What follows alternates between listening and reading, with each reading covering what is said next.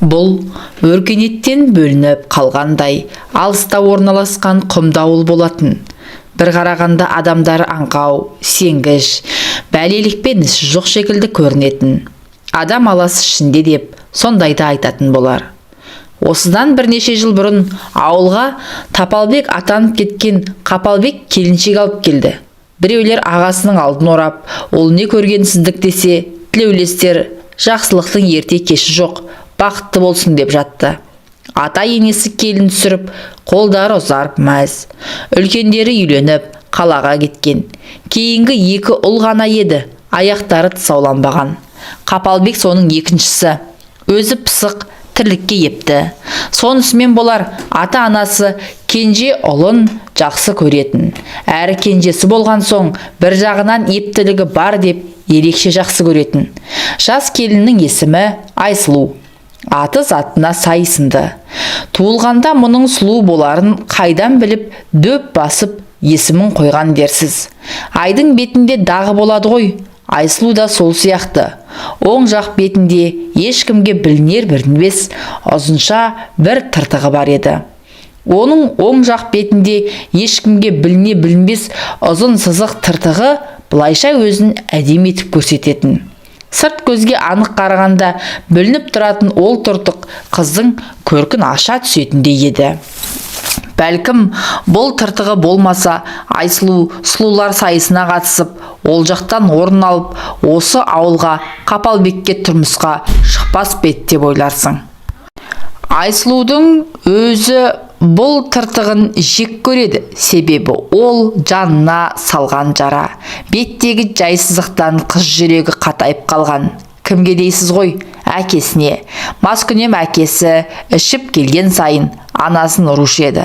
Шарбақпен қора, бұталарды аралап, тасасында өткен күндерден мезі болған қыз анасының әкесінен оңбай таяқ жейтініне шыдамаған. Сондай күндердің бірінде ішіп келген әке әйелін таяқтың астына алған. Жалма-жан пышақты алып ажыратпақ болып өмір мен арақтан шаршаған қыз араша түсем дегенде әкесі серпіген пышақ сұлу жүзіне тиіп жанай өтті. Сусылдап аққан қанмен бірге қыздың жүрегіндегі әкесіне деген соңғы махаббаты өшті. Өшті де қалаға оқуға кеткен ол әке үйіне қайта бұрылмады. Оқта-текте бауырларымен анасына сырттан жан ашып, шамасы келгенше тиын тебен тастағаны болмаса, туған күнінде де әкесін құттықтамайтын. Оны елеп жатқан маскүнем әке болмады. Араққа сылқия тойып, баяғы концертін жалғастыра береді. Өкінсе де өз ішінде еді, қызынан кешірім сұрамады. Содан бері Айсұлу тақыр кедей болса да арақ ішетін еркекке күйеуге тимеймін деп бекінген еді. Бұл бала кезден жүрегінде қалған жазылмас жара еді. Тұрмыс тапшылығынан ба, бірді екіге соғып, жоқты бар ете білу, үнемді айдап пайдалану, бала кезінен күтіп ұстау әр нәрсені, күтіп кию, бабын білу сынды әрекеттер Айсұлуды пысықтыққа, таза орындауға, жұмысты тез істеуге, үнемшілікпен ысырап қылмауға үйретті. Міне содан келген келін сұлу да пысық болып шықты. Енесін орнынан қозғамай, бар тірлігін өзі тындырып отыратын. Келін келсе үй тірлігін беріп демаламын деп үнемі айтып отыратын енеге Құдай бір күнде салды ма дерсіз. Енді бар тілегі осы пысық келінді қолда ұстап немере бағу еді. Не керек? Айсұлу енеге жайлы, келінде ата енеге майлы болды. Атасы Айсұлуды ерекше сыйлады. Әр жасаған тамағы мен әр тірлігіне қолпаштап, мақтау сөз айтып отыратын. Әкеден көрмеген жылуды атасынан көрген келін ата енесін қатты сыйлады. Ал Қапалбек өз алдына бөлек әңгіме, кішкене бойлы сары жігіт, қутыңдаған жылбос еді. Қапалбектің тірлігі тиянақты, өзі малсақ, қанша мақтанғанымен кісі бойында екі кемшілік болады екен. Қапалбекте сондай. Біріншісі кісіге жаны ашу, шын мейірімді білмейтіндігі де, екіншісі төсекке шыдай алмайтындығы. Қапалбектің осы екінші әдеті ауылдың жеңіл жүрісті жылмың қаққан келіндеріне құт. Себебі бойында талайын суарған. Енді міне ақ некеге өтіп, өзі сұлу келіншек алған соң, алдындағы ауыл жеңгелерін есіне де алмайды. Жұрт кішкене бойлы Қапалбекке мынадай сұлу қыздың жар болғанына таң қалатын. Жігіт келіншегінің көлеңкесінен де қызғанып, қайнылары қалжыңдаса терісіне сыймай кететін. Ал Айсұлуға Қапалбектің бейнеткештілігі ұнағандықтан оның етегінен ұстауды жөн көрген. Маскүнем жатып ішер әкесін көріп өскен қыз анасы секілді таяқ жеп өмір сүруді қаламады. Алайда күйеуінің шектен тыс қызғаншақтығы ұнамайтын. Онысымен қоймай Қапалбек төсек құмар болатын. Айсұлу күні бойы тырбаңдап тірлік жасап, кешке шаршап құлайтын, түсінбей оны таңға дейін әурелейтін. Соның салдарынан жас келін жүнжіп, азып тосып кетті. Ол үшін күйеуі төсекте ләззат емес, азап сыйлайтындай болатын. Тапалтақ денелі, сары керлі Қапалбек күндіз болса күндіз, түнде болса түнде келіншегін екі-үш қайтара әурелеуге бар. Тек арада аз ғана уақыт өткенде Айсұлудың аяғы ауырлады. Сонда да күйеуіне тыным жоқ. Оңтайлы сәтті күтіп, келіншегін аңдығаны аңдыған. Ай күні жетіп, кекелеңдеп жүріп, босандау байғұс. Күйеуінен әбден мезі болған келін енесіне өзінің қасында ұйықтауын жалынып сұрады. Бірдеңені сезіп жүрген енесі де келісті. Себебі ауылдың гүгу сөзін, балашының жігітшілік жүрісін, бойдақ кезіндегі ессіздіктерін біліп, осы ұлының аяғына бірінші болып сау салғаны сол еді. Келіншегі күтініп, терлеп, 40 күн енесінің қамқорлығында болғанда, әрең шыдап күткен Қапалбек 41-ші күні оны боқтап, ұрысып, өз бөлмесіне көшіріп алып келді. Көз жатоңдап, Айсұлу енесіне қарайлап кетті. Көп ұзамай қорғана алмаған бүлдіршін келін баласы 3 ай болар болмас қайта көтеріп қойды. Үлкен ұлын енесі өз бауырын алды. Ұлы мен келіннің шаңырағы шайқалмасын деген ене мен қайната бір жағына болысып әлектенді. Айсұлу да бір күйеудің күйігіне тек ене мен қайнатасы жайлы болған соң, әрі келіннің төбесінен құс ұшырмай қараған соң шыдап бақты. Келер жылы 2-ші ұл дүниеге келді. Осылайша жылма-жыл босанып, 3-ші перзенті қыз болды. Ұлың да бар, қызың да бар. Құдай көп көрмесін. Енді өзіңе кел, есіңді жиып, етегіңді жина. Сосын кейін осы балалар өскен соң туып жатарсың деп енесі келініне ақыл айтты. Ененің айтқан ақылын жөн көрген Айсұлу да келісе кетті. Әбден қалжыраған Айсұлу енесімен барып, әйелдер дәрігеріне қаралып, енді көтермеудің амалын жасады. Уақыт өтіп жатты. Ата ене жастары жеткендіктен өздерінің де ұзатылар қыздай о дүниеге кетіп қалуы мүмкін екендігін айтып отырып, ұлап шулаған ұлдарының құлақ етін жеп, үйлен деп үлкен ұлды үйлендірмек болды. Манарбек пен Қапалбек бір әке шешеден демесең, екеуі екі адамдай. Қапалбек ұшқалақ, қызқұмар болса, Манарбек керісінше тым момын. Екеуіне ортақ қасиет еңбекқорлықтары. Қапалбек пен Айсұлудың кенжесі 3-ке келгенде ғана ағалары Манарбек үйленетін болды. Өзінен 10 шақты жас кіші Кәмшат есімді қызға таңдауы түскен екен. Кәмшат та Айсұлудай пысық, тірлікке ебі бар келін болып шықты. Шал мен кемпір осы келіннен де жолдары болғандарына қуана кетті. Ата енесі риза болып, жөн жоралғысымен тойларын жасап берді. Енді жаңа келін мен Айсұлудың арасынан таңдау жасалып, Айсұлуды өзіне жайлы болғандықтан, енесі Манарбек пен Кәмшаттың еншісін беріп, осы ауылдың ішіне бөлек шығарды. Сол кездерде ауыл адамдары жаппай мал жиып, үлкен үйлер мен қоралар соғып жатқан. Қолдарынан іс келетін ағайынды екеу алысқа ұзамай-ақ ауылдан нәпақаларын тауып отырды. Кәмшат арасында 2 жылдан салып 5 баланы өмірге алып келді. Ал Айсұлу сол 3 баламен тоқтады. Бұл кезде де Қапалбек жұмыстан қанша шаршап келсе де, сұлу келіншегіне тыным бермейтін. Бейшара осақ басында күйбеңдеп, тірлік жасағаншып, кеш жатуға тырысатын. Әрі берден соң өсіп қалған балаларынан ұялатын. 2 абысын оңаша сырласып қалғанда, Айсұлу күйеуінің төсек құмарлығына шағымданатын. Ал күйеуінен 10 жасқа кіші Кәмшат болса, керісінше риза емес екенін айтатын. Қайта керемет емес пе? қатырасың.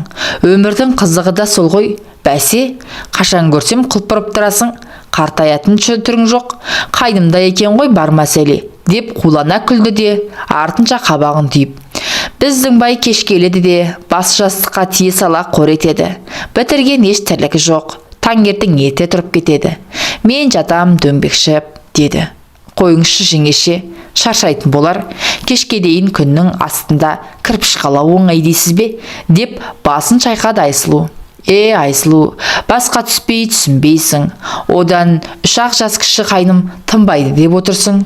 Екеуі де кешке дейін бірге жүреді ғой. Ол неге шаршамайды? Деп ренжи сөйледі абысына. Сонымен бұл тақырып бойынша ойлары сәйкес келмеген екі келін үйлеріне тарасты. Араға уақыт салып, қос баланы жайландырып болған Айсұлудың енесіне маза қашты. Денсаулығы сыр беріп жүргеннен, енесі мазасы болмай жүргенін Айсұлу байқаған. Бірақ аңдыған ауру табан асты алыптынады деп ойламаған. Олар қалаға барып, ем қабылдап та үлгермеген еді. Ауруханаға барғанда бұлардың кешіккендерін айтты.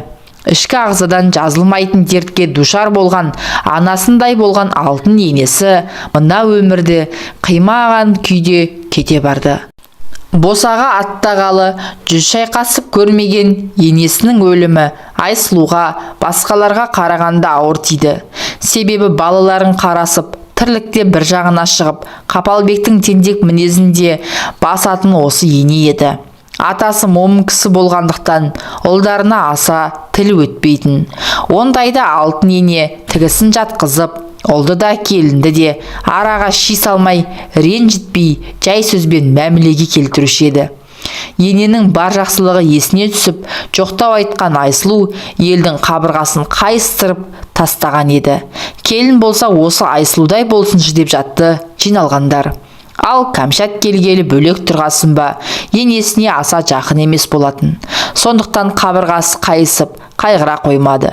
Қапалбектің анасын қаншалықты жақсы көретінін ел аяғы басыла сала, Айсұлуды төсеге сүйрегендіктен ақ байқауға болатын еді.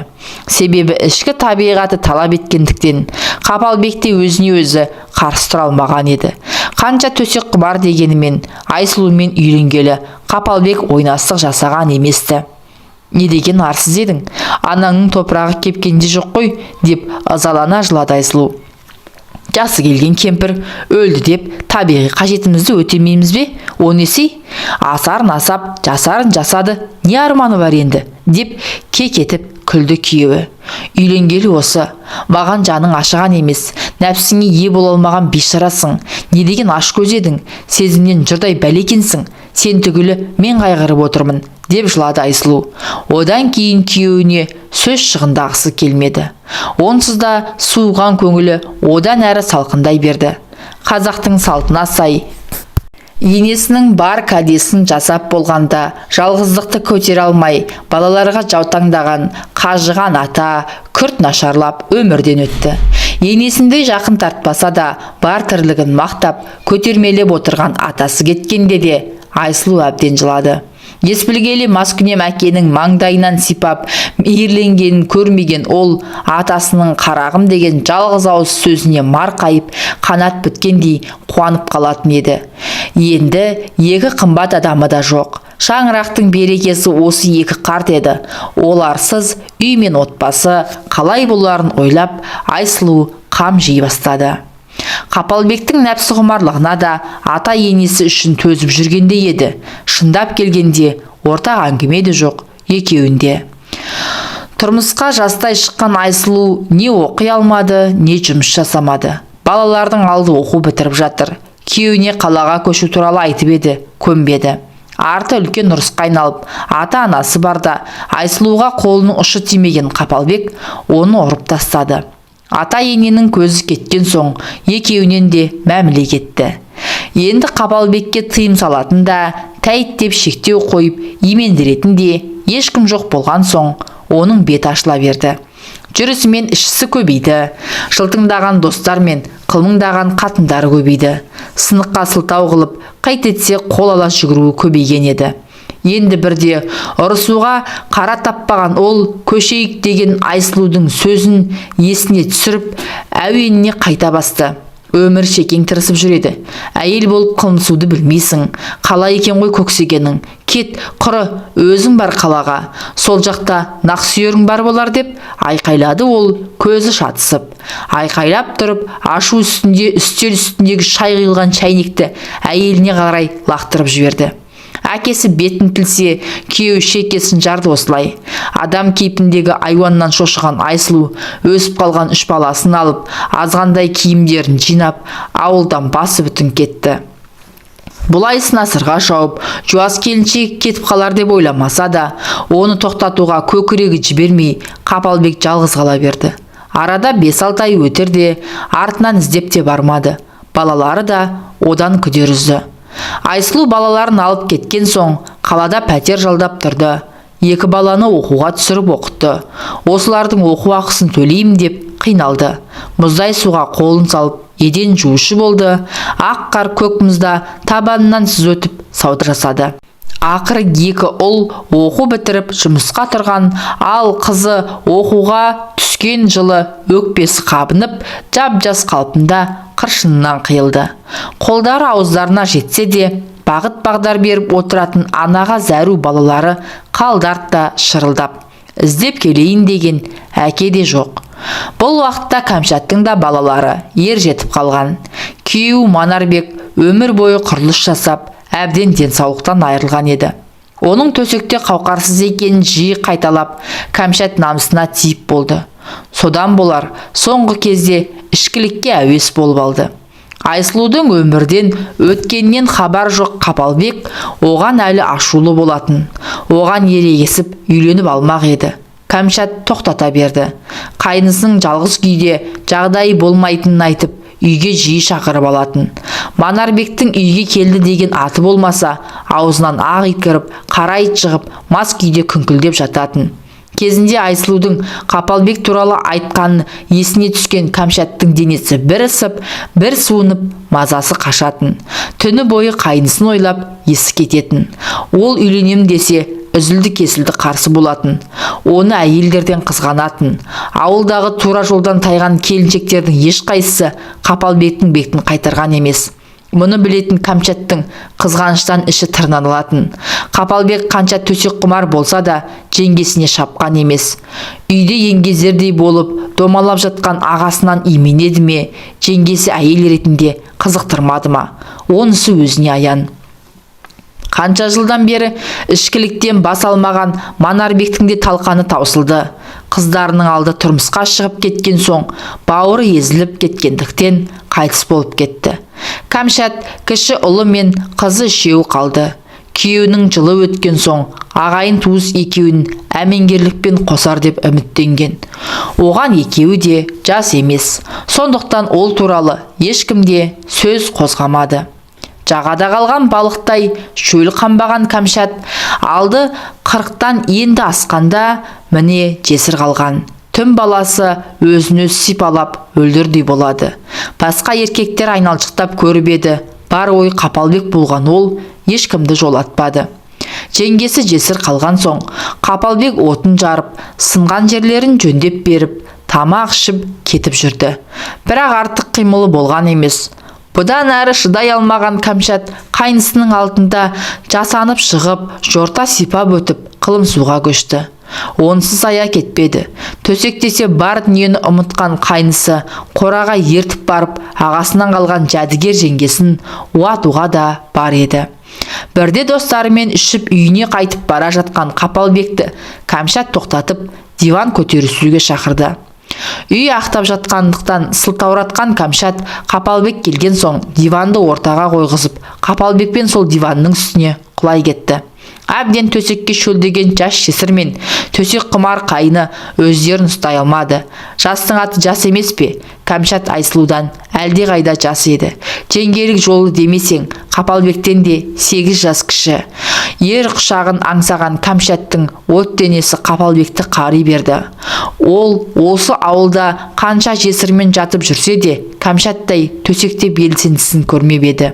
Жұмыр желін, арық бел, аппақ күн тимеген сан, ұмар-жұмар Қапалбектің үстінде жатты. Келіншек жеңге емес, ойнастай аңырсып, ысып жатты. Қапалбекті көптеген армандаған ол, жаным, сені тура осындай деп елестеттім. Өзімді саған ғана сақтадым деп айқайлап жіберді. Ішкіліктің буымен Қапалбек те аянып қалмады. Бірақ болары болып, бояуы сіңген соң еш жиып, тез жиналып кетіп қалды. Содан кейін бұл үйге көпке дейін жоламай кетті. Қанша жыл арманы болған қайнысының от құшағын бір көрген Кәмшат енді тоқтай алмады. Ұзын құрақ арқылы естіп білетін Тәуіп кемпірді тауып алып, Қапалбекке дуа жасатып алды. Бетінің арын белге түйіп, оны тамаққа шақырды. Әкелген дуалы дүниесін тамаққа қосып берді. Бітті. Содан бері Қапалбекке ешкім керек емес. Бар аңдығаны Кәмшат.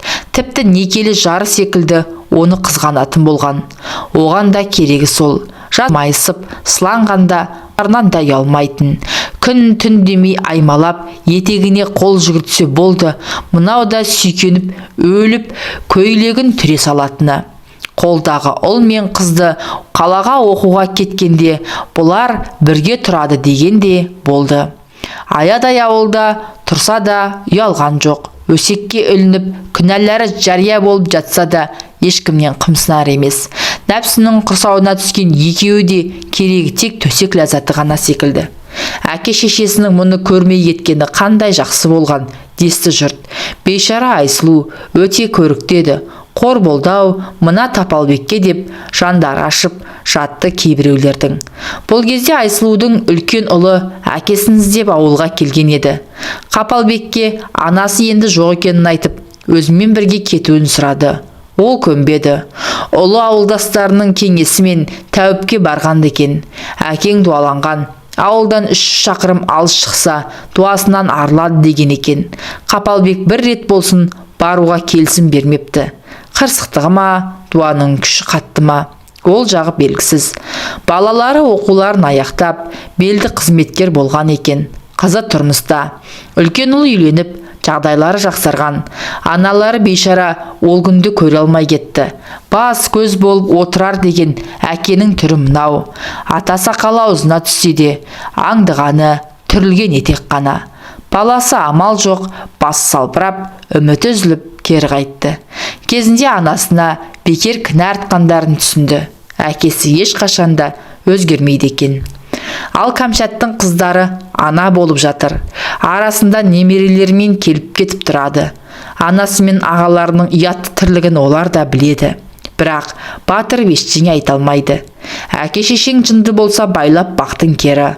Олар туралы бүкіл ауыл құлағдар болған. Бұл тұрғыда пікірлер екіге айырылып жатты. Үлкендер бетін шымшып, жүздеріне түкіруге даяр болып отырса, жастар жағы екеуінің үйлене салғандары дұрыс екенін айтып жатады. Ал бұлар балаларынан ұяладымыз. Мейлі, бұл олардың тағдыры, жеке өмірі. Дегенмен Кәмшат секілді әйелдердің кесірінен жесірдің бәрі көрінгенге етек ашатындай болып көрініп тұрады.